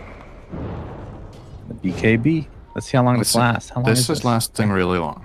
That's really long. So yeah, if he gets every hero, it's what'd you say? 16 seconds. 16-second BKB, not bad. He's never really going to hit 4 Meepos and the other 4 heroes, but it would be cool. You never know. It could Charlie happen. getting bot tower finally. 20 minutes this time around for the first tower for NIP. Last game it was, I think, 16. True. Definitely a different game here. No, I think he was trying to go for this outpost, but he melts as the 20-minute mark approaches. Looks like that outpost will go to the Radiant. Charlie trying to go for the Dyers here. Will he get it is the question. Roger doesn't have a stun to speak of. And he will get it and will TP out to safety. Very nicely done. And not sure. How important is the 20-minute mark? We've talked about this one before, but as Elder Titan, wow. He gets caught off with absolutely nobody near him. Big kill there for Nip, and they're going to smoke out. He must have had a bad Astral Spirit running. Meepo ran in and just overwhelmed him. If he has Astral Spirit ready when he gets jumped, he can Astral the Meepo, pull back in the Spirit instantly, and just run away. But this time around, it wasn't cooldown. He tried to stomp, didn't manage to get it off, and got killed. It's a nice kill. I believe Saberlight was involved for the track gold there as well. So ET's it's just so deceptive, right? This hero. Like, you look at the net worth right now, and he's like 3k behind the Meepo, but it feels like any good fight. Just his net worth is just so insanely valuable if everything connects. Saberlight will get healed. Oh, dusted. Didn't land. Spirit Vessel is upon him, so he's getting even lower, but there's the healing word to keep him safe. Glimpse back. This is Supreme in the wrong place right now. The egg is placed on top along with the Elder Titan. Old Meepo is dead. Charlie trying to blink kill, but not enough. That is a 2-for-0. That's both cores dead for Nip, as the rest of the team has to hightail away. Funnick does find Chen with the Aether Remnant, and a glimpse back will mean a 3rd kill going the way of HellRaisers. The question is, how much more can they get past this? It's kind of crazy when you think about it, right? On this Elder Titan topic, that you can have a hero with this, like, let's say he's 3k net worth behind the Meepo. His net worth is just so insanely good that when you consider how much gold you get for killing this Elder Titan compared to the Meepo and how it impacts the game, it's such a... Like, the risk-reward is just really nicely favoring you, because you can even die 2 or 3 fights in a row, but you know if you get that one good Astral Spirit, your net worth counts like triple almost in fights, right? In terms of impact. Right. So it's really crazy that, like, if it wasn't for track on the other side, right, then it's even worse. But at least NIP have that going for them when they do find kills. Not like they found too many this game. I mean, I think a part of that, now that I think about it a little bit more, Cinder, in case, like, Elder Titan just doesn't farm well. He can kill if you play him a core, but he doesn't really farm well, which is actually opens up for why you would go for something like the Echo Saber, which he is going for now. It's an item that you can afford. It'll help you get more kills, help you farm a little bit, I suppose, but going for like an AC would just take forever at this stage of the game. It's like, oh, they jumped the mid, instant kill. Disruptor ult, and he gets killed within his own ult. I thought he was soulbound. Oh yeah, they killed Disruptor, so the soulbound ended. That was actually a bit of a mistake. Getting really low. The Remnant from the Ember Spirit, not enough to take him out. Not in line, in fact, as the Elder Titan again will fall. So despite feeling like they're almost behind in a lot of these fights, Nip just keeps coming back. They get the tier 1 tower. They can go for Roshan now. They have the Rosh killing lineup. Yep. And with Elder Titan dead, they don't really have much of a defense. It's really just egg.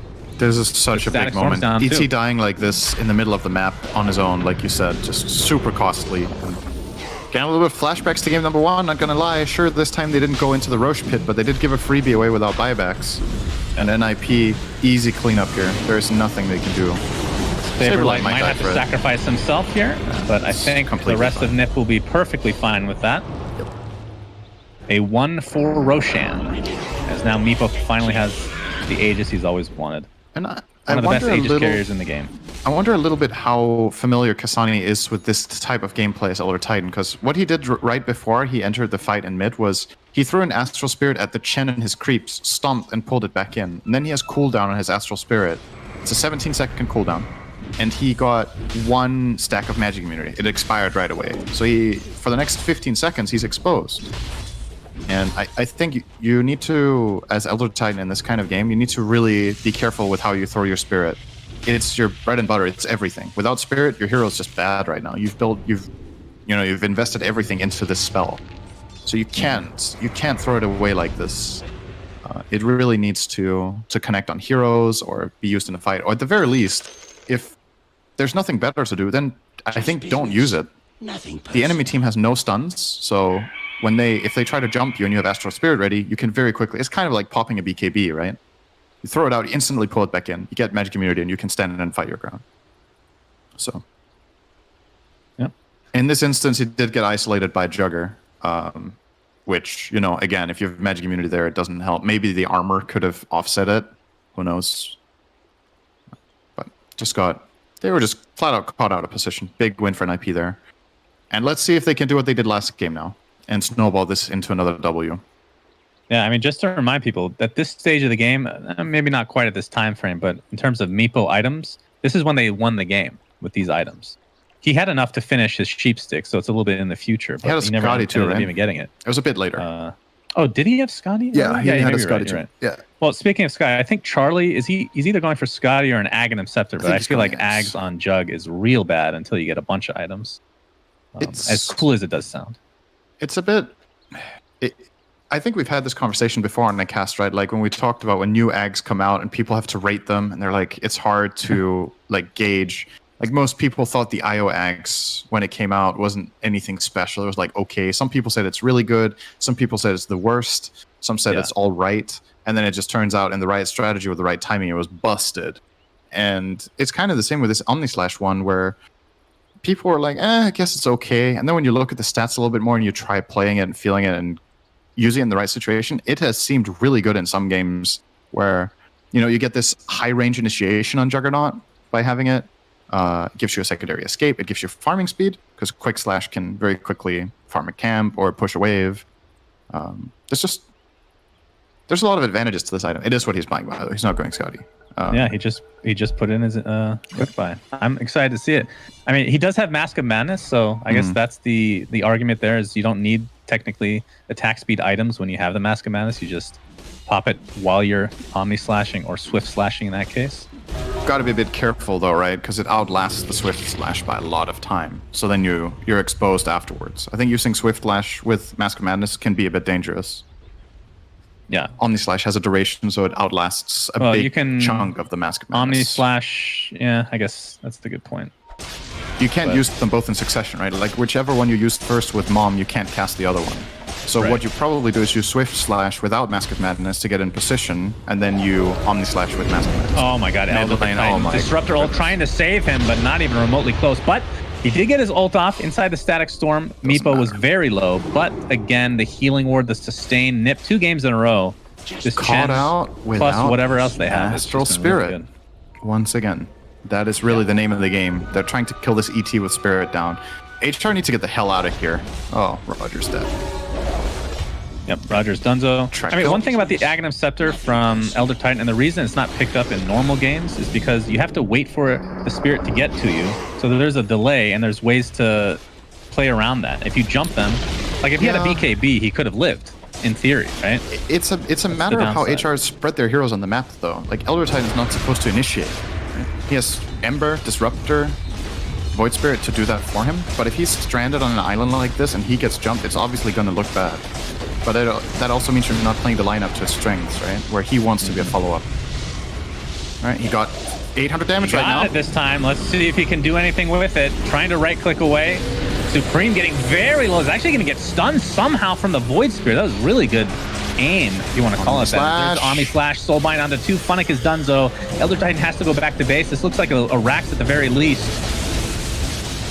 There's the Kinetic Field. Static Storm is up in 10 seconds. They're going to get the melee Rax, but unlike last game, Nip have to back. Supreme, that's the Charlie Aegis. stopped his TP. Charlie, very low, will drop as a result. And he got his Aghanim Scepter in base now. He can enjoy that while you wait to respawn as Meepo. I mean, they get the melee Rax, but they lose both cores again. I mean, it feels like they've lost these 2 cores in several fights, but then they just come back. They pick off the Elder Titan and then they push. That's kind of what the game felt like from Nip's side. When it works, it works. You can really see this combo from HR, how insane it is when it lands. And again, the huge difference maker for me is they get to make the move. The enemy team is showing on your high ground, so you get to initiate, you catch with Static Storm Field, then you can follow up with the ET getting his Spirit on. I think 6 heroes in that instance. He got 4 Meepos plus 2 others. Plus 700 damage, runs in and just smacks. And he's You saw him queue up a Ghost Scepter, actually.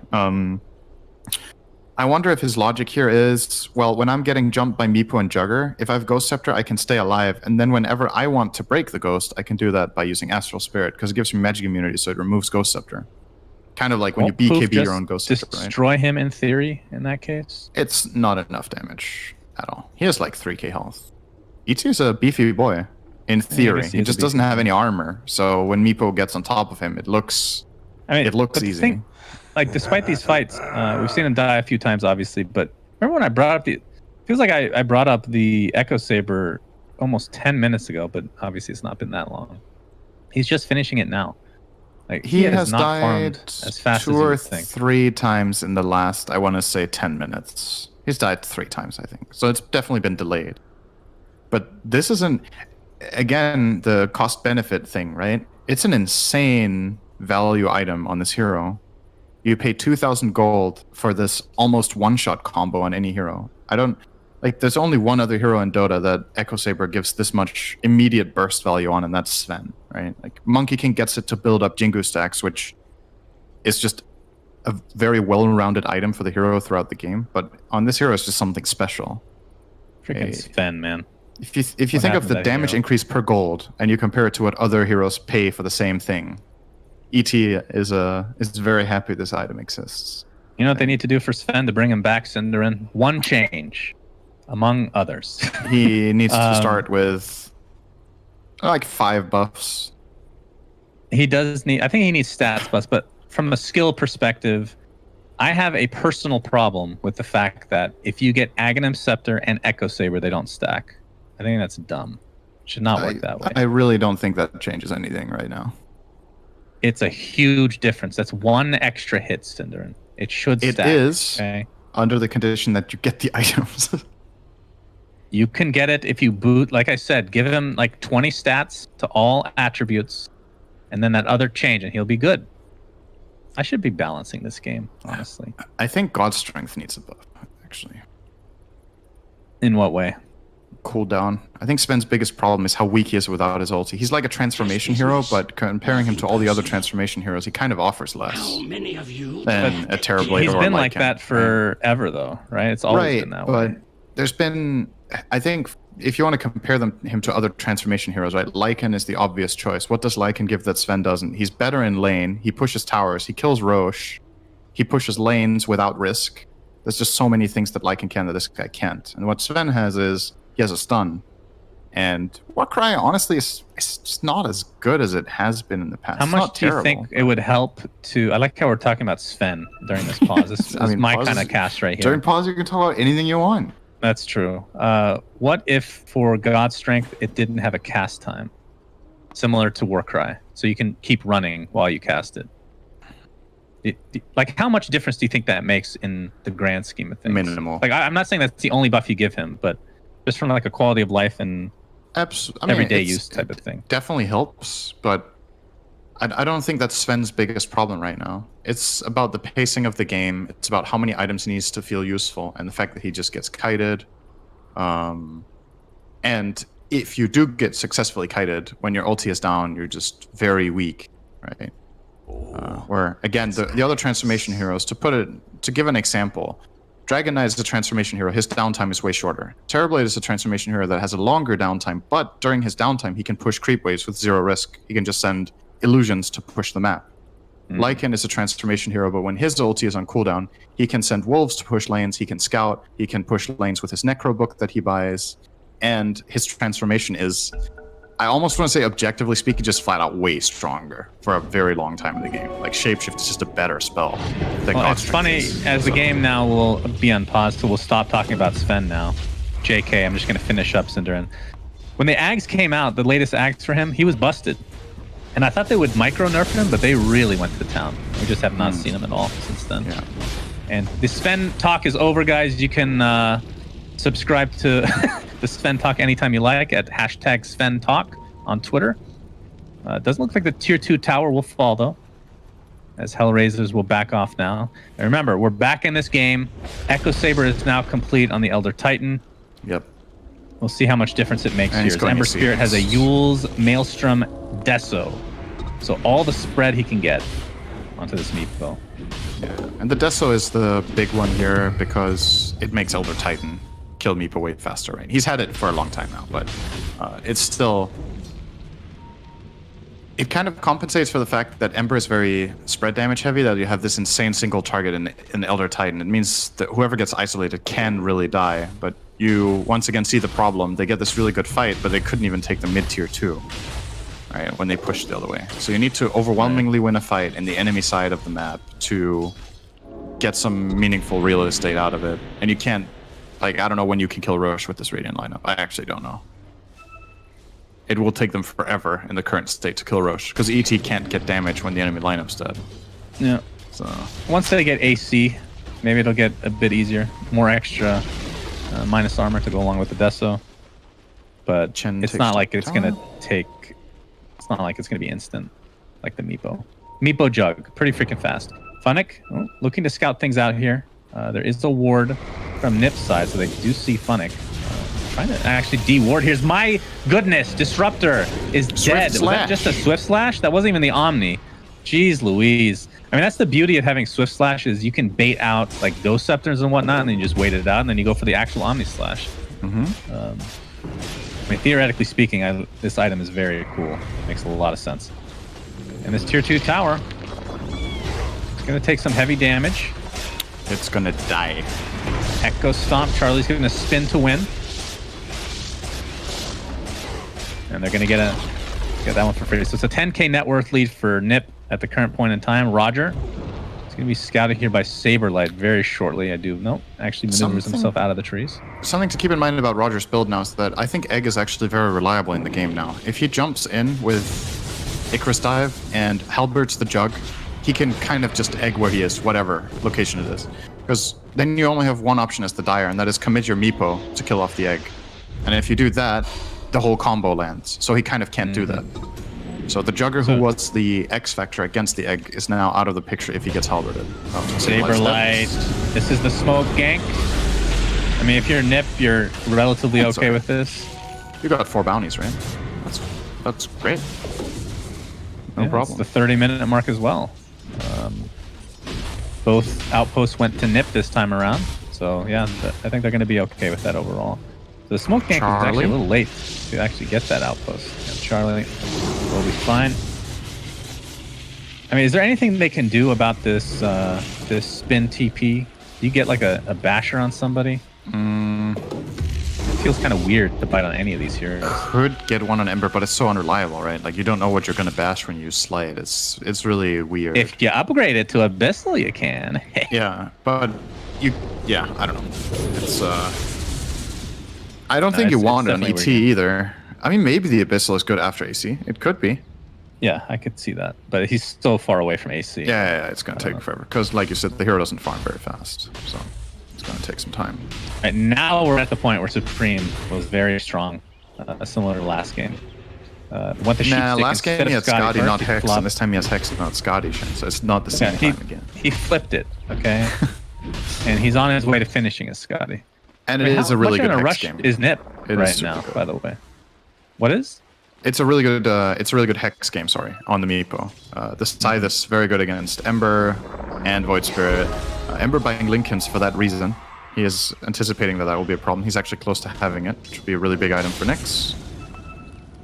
But NIP might be looking for a move of their own. They have smoke ready. They're in a good position here on the map. Maybe they just push the tower and stand strong in this area. I mean, the And problem with do the HR have a Lincoln, smoke of their own? Don't think I'm not so. saying Lincoln's is the wrong They choice, but you can easily track into an instant initiation from Meepo. Not that difficult to pull off in theory.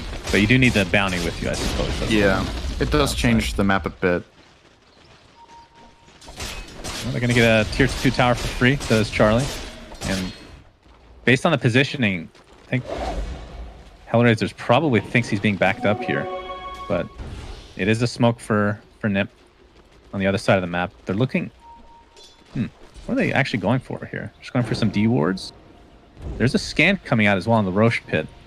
So they could go for Roche without the fear of that. Oh, but there's the Aether Remnant. Will actually taunt Roche himself.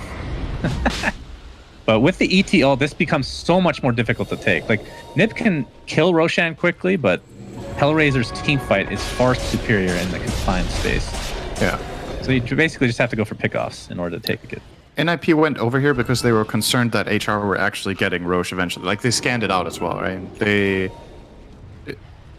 can kill it. It takes really long. Maybe they were just like, let's hope they make the same mistake as game 1. And it would be great. Yeah. But they obviously didn't go for it. They Were off the map for so long that NIP were wondering. Okay, Jugger will try to break the smoke here successfully. Saberlight again will break it, and he will likely get blown up. Or is he? Looks like Omni Slash. Is that maybe a Swift Slash? We'll see as Funnick takes the brunt of the damage, but Phoenix is getting initiated on, but there's the egg into the static storm. Can they actually prevent this from going off? But no, the egg does die, but Elder Titan destroys Mr. Meepo. Saberlight getting pretty low, but the Inkswell will not connect. Nick's a nice job again from mitigating that completely, as the buybacks from both the Meepo and the Phoenix are in tow. That was the last astral step from Funnick to get away. And with this, we'll see how aggressive Nip wants to be. I mean, Meepo is back in the fray. They could go for more. They don't have to worry about that ET ult anymore. They still have to worry about the Astral Spirit, though. That will always be a factor. The biggest part of Elder Titan's kit right now is online non-stop, so buying back does not remove Plus 435 right now on the damage department. Oh my god. It But gets they're playing a way little passive. uglier than that. He had plus 800 in his own base earlier. If he hits everyone, it's crazy. Jeez. He gets 105 damage per hero. So, Pretty dirty. Phoenix taking a Swift Slash to the face, but will live. Spin, TP, and we'll be fine. he's making so much space for the Roche. It's true. Roche is being taken out, and looks like Saberlight might want to sacrifice himself again. Sleight of if Fist is Supreme pretty dies big. here, They it's might have real to back bad. out, though. Yeah, this would be a dieback for the Meepo if he goes down. And I think with this, they're going to have to back. There's the Soulbind onto 2. Looks like the Disruptor dies right off the bat. Ember Spirit getting very low along with the Phoenix, but it looks like they're going to survive. There's this onslaught. Charlie taking the right clicks from Kaysani, who has plus 555 damage, and down goes the Juggernaut. Does have buyback, will use it immediately. Echo Stomp on the entirety of Nip, as the BKB will continue on. And Supreme, that is a dive. But no, the E-Blade keeps him alive a little bit longer, but falls shortly after. And now Saberlight will go down. It's a double kill. And here's the true Omni Slash onto the Elder Titan. Finally goes down. The briefcase is no more. You've been fired, my friend. He has to buy back in the game immediately. Charlie spins. Not quite in range of this egg, but will still get stunned up. And that is a dieback on the Juggernaut now. Kinetic Field not able to catch anybody out. Seneko attempting the TP. And Nyx will find the Yules. And that is 4 dead right now, but that is a double dieback for Nip and a free Roche. Hey, this is the Roche they always wanted. They can't take Roche unless it's at quarter HP. And here we go. Great fight for HellRaisers. And you saw there in the end, I mean, it's kind of highlighting the fact what Phoenix could do, right? He just dove on top of Jugger, halberted him, and just pressed egg in front of his face. And Charlie spun and was like trying to hit the egg, it looked like, and I was like, oh wait, I can't do that. It doesn't work. And then he couldn't get out. So a bit weird there. But yeah, that was what HR needed. They needed a fight around the Roche pit where they get to initiate, and well, that's basically all, right? If they initiate the fight and they can land their spells, their team fight is still insanely good against this Meepo. And despite Jugger's best efforts to buy space together with the bounty, they still took too long to kill Roche. And I think it might have been a mistake to have Jugger be spacing there, because just Jugger's extra damage and that Deso could have maybe killed the Roche in time if somebody else could have bought the same amount of time or something similar. It didn't work. I find this so funny, though, and it's kind of a microcosm of how I feel about Dota, and I think a lot of people as well, where kills just don't give you that much goal. Kaysani, oh, we're going to see the Chen die in the bot lane, but Kaysani still is not even close to an assault, Cinderin. Look at his net worth. It's in the middle of the pack, and obviously you said that net worth is maybe a bit misleading for a hero like Elder Titan when you're facing a Meepo, but still, regardless of all that, like, how does he not have an assault? That's crazy. Big Phoenix kill bot did die for bot. NIP. Yep, they got him with Bounty plus Grimstroke. Pretty nice combo that those two have. Grimstroke puts on the Phantom's Embrace, and then Bounty halberds him, so he can't ever get the silence off. Pretty damn annoying to deal with for the Phoenix in that instance, and will get killed off. And now HR needs to be careful that they don't overstep, because Phoenix is a pretty key ingredient in their team fight, and they're not gonna try to pursue any further. because of that. But Meepo... Oh, Glimpse! Oh, Oh, this is such a Glimpse big back. kill. And they will find the kill very easily. Glimpse was just in time. And then they split Meepo's his dead for corpse in two as 75. well with Elder Titan. Very nice. Yes. Killed All him and they about- buried him right after. Buried. He got buried, son. Bird. Funnick looking for potential some more Era and Charlie. Looks like they want to fight. Soulbind onto 2, despite not having the buyback onto the Meepo. Inkswell will connect on pretty much the entirety of HellRaisers. Disruptor ult comes out. Charlie stuck inside. Can he get anything off? Finally, the Omni Slash is there. That is the Aegis. The buyback now onto the Void Spear is going to have to TP back. It's going to take them a while to get here. And they're just going to take out the Elder Titan is very quickly. happening? Despite not having the Meepo, Nip wins this fight handily. 4v4, no Meepo, no Phoenix. And HR initiate here, and they try to kill the Jugger. They couldn't take him down because of his high armor. And again, you got to respect your Elder Titan. You're not that good when Meepo isn't there. Like, you didn't have the damage to kill the Jugger because guess what? Your steroid in the enemy team is dead. So Your Charlie steroid. Charlie tanks through the whole thing, switches on the ult, gets 2 kills. They waste a buyback on the Void Spirit as well, trying to get this out of there. And just as HR were in a good spot again, they just dropped the ball. And now Meepo can get summoned down here as soon as he spawns by Divine Favor. They're going to lose Rax. There's no Elder Titan. Oh, They yeah. can't fight it. Yeah, definitely. They might just He's have dead lost for the 60 game, seconds. actually. They They probably could go for just more. lost the game His on that. buyback is down for Oh my 4 minutes, so he's not coming God. back no matter what. Fortifications popped, and with that, Meepo, has he been brought back in? He has. Perhaps waiting for a jump here. Could just go for the racks. And so, I mean, There's the track play I'm sure they they know talked that the dieback or the buyback is down. And this is going to be a free racks bottom. Let's see if they can go for the top lane. 30 seconds They is a will good most amount of time certainly for a Meepo Jug. Indeed. Glimpse, Saberlight, just trying to waste as much time as possible. They don't want to probably commit to anything here. Decent amount of damage down to Bounty, especially with that Spirit Vessel applied. Healing Ward, not out at the moment. Actually continuing on. Funnick jumps in, only has his W to get away. Phoenix, this is a huge kill, but he gets the egg off and instantly dies to the Meepo. That is a huge part of their team fight down now as Funnick looking to try to take out this Juggernaut, and they will. So Nip, despite looking like they were about to win the game potentially, did not go for the third racks, instead tried to fight under the tier 4s. And now Elder Titan is back in tow, my friend. Soneko pops the Ghost Scepter, will fall shortly after Ember Spirit. Trying to go for some more Supreme. This could be a huge kill for them. And yeah, with Kaisani, ridiculous damage coming through. Divine Rapier picked up on the Ember Spirit. Looks like he'll be getting that very shortly. And the Bounty Hunter will be the last kill in this engagement. They do have 2 buybacks, but on none of the cores. The really big thing there, Meepo is trying to jump and burst the Emperor Spirit, but the Lincoln's was up. They hadn't pre-popped it, so he blinks. Lincoln's blocks the Hex. And now you've suddenly just placed your Meepo in the middle of everything with no kill on the Ember. He counterplays him, the ET comes in, and they clean up. It's impossible to predict right now what's happening in this game. All of these fights are pretty scrappy and like crazy stuff is going on. But it's very entertaining for sure. And with Oh, this, Era might get caught here by the Yule. He will. he gets the silence off, but it'll be taken off very quickly, and yeah, he's dead. So Nyx now hurts a lot. He can push. Meepo- He has a rapier. Yeah, can that's break their towers. pushing item. I mean, very standard for pushing. Yep. First thing I think of is rapier, for sure. Meepo does have buyback. We'll be back in 20, so can basically have 2 lives once he's back up and running. You need to kill Ember now. You can't focus ET and expect that the fight is clean anymore. That's the nice thing about this rapier is it's high risk, but the reward is also very, very high since it makes NIP's team fight less clear cut how they play it now. Especially if Nyx, even just a Crystallis right now would be crazy value with what he has, but might see him saving for the buyback. I don't know if that's worth it with losing the rapier. Maybe you just go flat out all in with your itemization here. Well, we got the tier 4 items trickling in. See if we get anything juicy. Flicker on, I believe that was the side of HellRaisers. Princess Knife for Funnick. Is he gonna Okay. give that to Ninja Gear. the...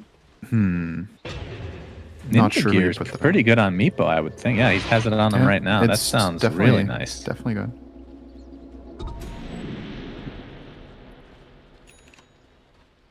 What about the side of HellRaisers? What did they pick up? Do you have the Flicker? It's going to be on Elder Titan. What can he take off? Track? Yeah. He can take off the... I don't think... No, Dispel doesn't work against the silence from Grimstroke. No. I guess in theory, Penitence. Yeah. I mean, can he flicker? I guess flickering during like an Omni Slash. Is that enough range though? How much is it? 600? I actually don't know that. That would be a pretty cool interaction if you could outrange Omni Slash somehow with that.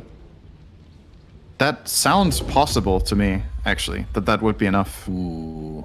But he swapped in the spider legs again. So, wants the free movement. Fair enough.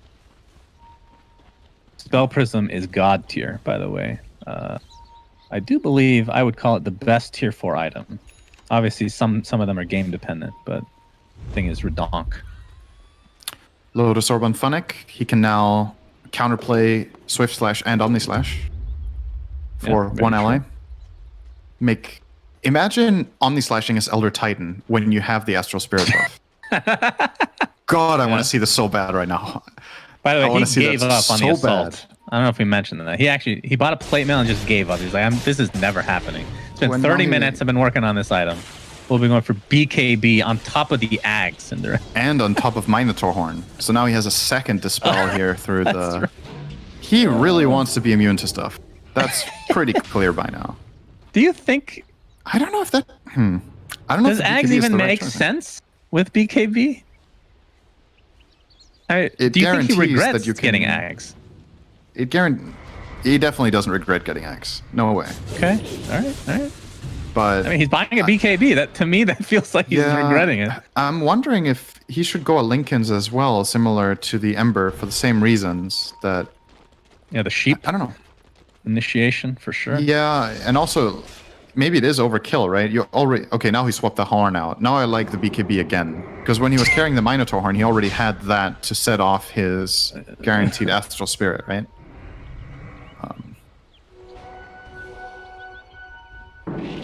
All right, we'll see. I can't wait to see him be magic immune for 30 seconds in a fight.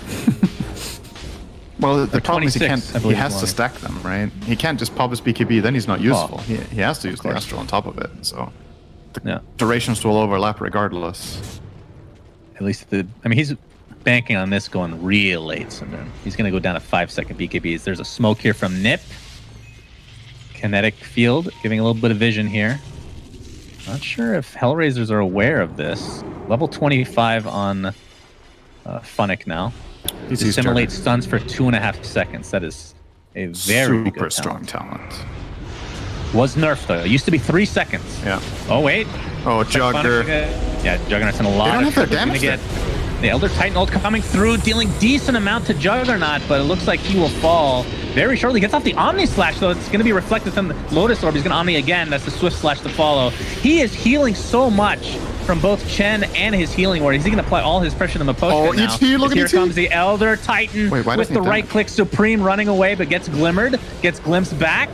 This is all about the Elder Titan show. He's gonna get silenced now. He might be brought down. He's gonna eat the cheese. He's trying to right click the Supreme. It's gonna be close. It's a 1-for-1. They trade each other essentially. The buybacks are coming through. Meepo, everybody has bought back into the game now as the chase continues. As Chen goes Scepter, probably not gonna keep you safe too much longer, my friend. It's Charlie. Still alive, gets the Swift Slash. That is enough to take out Disruptor all on his lonesome, and he's going to buy back into the game along with the Chen. So now it's back to a 5v5 despite everybody that has died in this fight. And they're just going to reset. I thought, so ET hit a 6-hero stomp, and his Astral Spirit, it looked like to me, traveled through all of the Meepos. It comes back in, he's like, let's go, boys. He runs in, I'm like, oh, look at the Titan. Hit plus 225 damage. Like, what happened? Why didn't... I don't know. Did he just... Was his spirit just short of all of the Meepos there? So he didn't land it? So he hit the stomp, but not the spirit. That's really big. That's a Roche for NIP now. Aegis Cheese, Ag Scepter on Jugger currently. Who did he give it to? Or was there... Wait, was that just Roche number 2? Am I saying? No, there was Ag. He gave it to Bounty Hunter. So you're going to have the Janata steal now. Okay. Or the bounce. Oh boy. So that is... I'm trying to think if there's a better one. Grimstroke's Ags is not good this game. Yeah, exactly.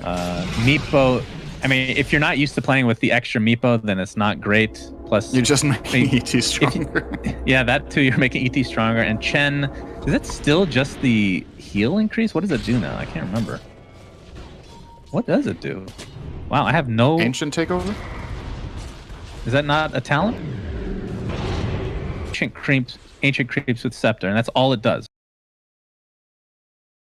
Right? Okay. Yeah, I think bounties seems like the most consistent. None of them are like super crazy though. This game. Well, this way you scale your bounty if the game goes long enough. I mean, he's already rich, but it's also inflated like crazy because he got the Egg Scepter, right? It inflates his net worth by 6k. But yeah, if they keep fighting like this and there's tracks flying around all the time, and he gets to Shuriken. Eventually, he's gonna start building big items. So they probably think it's the best investment. With the perspective of where the game is at right now, I actually think even the Grimstroke eggs might be better right now. Really? Right? It feels like a game that could end in 1 minute. Like, what will your eggs on bounty have done? A bit of shuriken damage on track targets because you get Janata procs. I mean, that- a bit. That's pretty good. It's 160 damage. It's not. I mean, it's Yeah, but you're assuming you're casting it only once. I mean, that's something you can be able Of to course. do multiple times in a fight. I'm thinking like even if these Grimstroke illusions aren't amazing, they still Who's contribute your to. target? Elder Titan? Yeah, they're not great by any Ember? means. Okay, my point is, I think this is better for a short duration. So if they think the game is about to end, I don't like the Bounty Hunter one. But if they think it goes on for even a little bit, that's Well, obviously better. if with that logic, then I would say Chen's is better than the rest. Yeah, I think so. I Trying think it Chen right could now. be great too. I agree. Getting good ancient creeps, Granite Golem. You know, Yeah, Granite Golem's legit. The Really extra good for HP Meepo. for the win. Meepo's pretty, I actually agree with you. I think Chen is the best one. I think they actually should have done that in this game. Well, the problem is you're playing against an Ember Spirit who has Divine Rapier. Doesn't that feel like you'll be able to take them out pretty fast? Does he have data lists? Yeah, he does have full data lists as well. So he is... Ooh. Of course, doesn't have the extra cleave that something like a Battle Fury would give, but actually he is going for Battle Fury now. So... Are we actually waiting for these for the buybacks here? I mean, right now, Nip has probably. the lead in terms of net worth by quite a bit, but the game can end if the diebacks come in order, right? If they don't wait for these. But we'll see. Could just wait for the next Roche.